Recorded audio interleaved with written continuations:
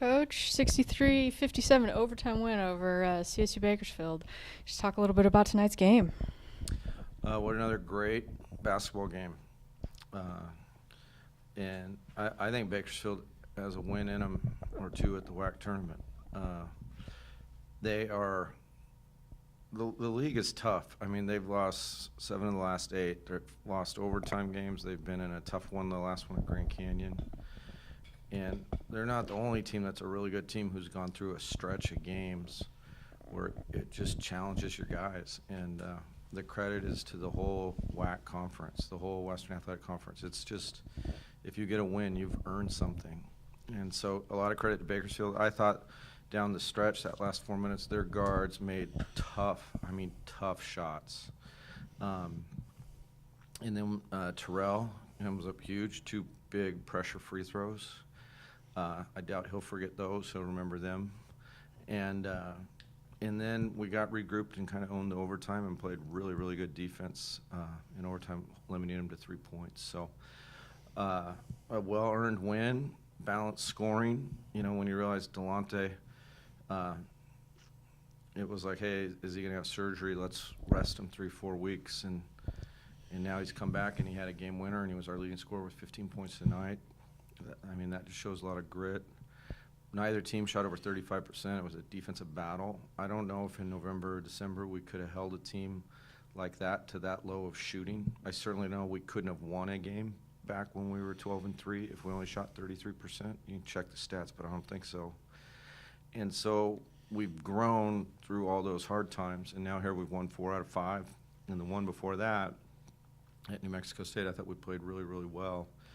And so, you know, now we'll see what we got for Grand Canyon in 36 hours. And, you know, what I like about it is, like tonight, we had to do it basically without Miles because of foul trouble, and we had other guys step up. And I'm exhausted. I'm not going to take a question. I'll take questions, but it's like I said everything I have to say about the game. Talk to Mo. He's really smart. He'll help you. Morgan, talk about your defensive effort tonight, particularly in the second half against Joyner. Yeah, Joyner was a tough matchup. I knew coming in he's been playing like a all-conference player, so I really focused in and tried to make his job as hard as I could. Of course, I knew there was going to be times where he would get something, but I really came in trying to not let him touch the ball, not let him get any good looks.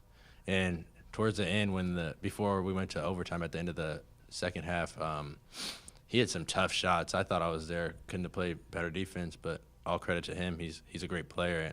But Coach Vic made sure that I was not letting him get to his spots, his hot spots, and in the overtime missed a couple big shots and we got the win. Morgan, tonight was your first night going to overtime as the team. Can you talk about the team's overall efforts down the stretch in the second half and going into overtime? Yeah, to end the second half, it was a back-and-forth game, and they hit a really tough shot to go up 2. And TB put his head down and got to the free throw line and hit 2 of the probably clutchest free throws we had all year to send the game to overtime. And once we got into overtime, TT, our big anchor, told us, man, if we just stay in this thing together for these last 5, something good's going to happen. And we came out and we played really good defense together. We were talking, I think, better than we did the whole game. And that just goes to show that we had all that heart in overtime, and they came back and we won because of it. Morgan, you kind of battled through a tough stretch personally, offensively there, and have really kind of come back together these last few games while we've won 4 out of 5. Just talk about what's kind of changed for you down the stretch here. I would say mental preparation, just taking every play, one play at a time.